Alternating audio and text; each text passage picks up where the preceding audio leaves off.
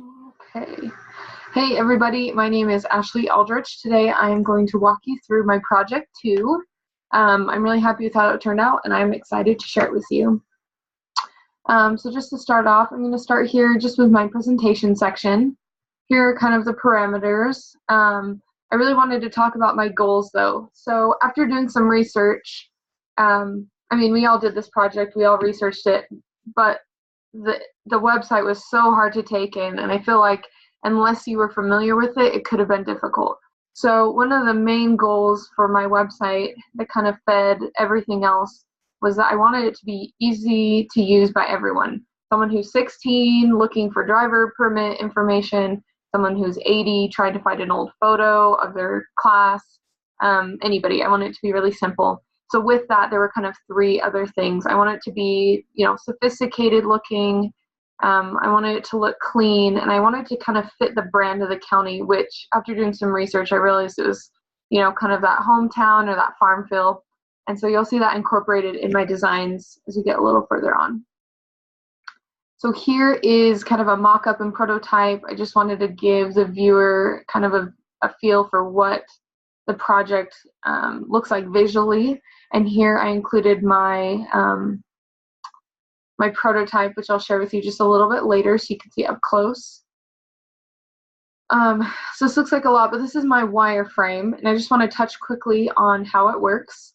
So each of these tabs up here, as you hover over them, there's kind of this drop-down mega menu that appears, and it's opaque, which I do like over top of this beautiful photograph. And so, yeah, I feel like it's easy to use. I chose to go this way. I got some feedback that having the user go click on the history page and take it to a whole history option, that's kind of an extra page that the user doesn't need to go through. And so I really love this idea of using a mega menu. It drops down, they're able to quickly view all the options and click on what they need. And it takes them right to that page. So that's kind of the flow I went with.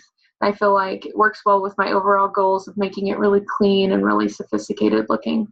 And so yeah, there's kind of that quick one. So let's talk quickly. Oh yeah, here's kind of a better view of what are in each of these categories. So I wanted to talk a little bit about each page individually and how the user interacts with those. So once again, the drop-down menu, and you can click on any item straight from there. Okay, so this is my photo page. That was one of the scenarios, as we needed to design a page that will help the user find photographs of the county. So one feature I like, and my users did like, it's kind of a method of feedback, visual feedback of letting the user know where they're at. So you can tell quickly that they're on the history page under the photos category in the 1930s to 1950s. Once again, that was kind of developed as I did more user testing and got feedback. One other thing I noticed with user testing is that depending on what the user is trying to accomplish, there might be different ways that they're trying to view photographs. So I chose actually 3 different layouts to make it easy to find exactly what you need on the first try. So the first one is a list view. There's different options of all the different kinds of photographs that are available in this 1930s to 1950s category, and you can go ahead and click on them and it actually takes them directly to those. Other than that, you can toggle between photographs. You can see there's about 50 here, and there are captions and information about the photographs. And then you can also go to the thumbnail view if you know kind of what you're looking at and just click on them from there. So I feel like I got some good feedback with user testing with peer reviews that this kind of layout really does let the user find what they're looking for on the first try, which is what I was going for. This page has gone through a lot of additions. The first round, these were very small, very opaque, and they were actually this green color. So after doing some user testing, I realized it was really difficult to read. And so you can see, as far as typography goes, I've got this kind of farmy look, this typography, and then I've also got this body copy that's really easy to read in big chunks and a little bit smaller. So that was intentional.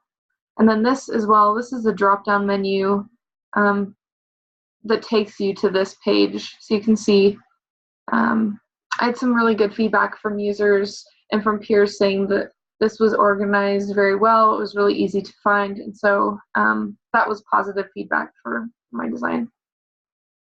Okay, and then here we have the voting page. So once again, this drop-down menu, here's voting. This is actually just a snippet from Google Maps. So it lets the viewer quickly find kind of their general location, and then it coordinates to this. My first round of this, it was very, very light and very opaque.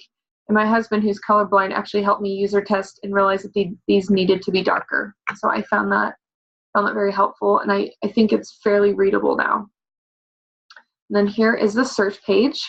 So this is the drop-down menu. Originally, I had just had this drop-down menu, you know, on the home page without it being here. But after some user feedback, I realized that sometimes you need to refine your search. And so having this option right here makes it easy for the user without needing to go back and forth between home page.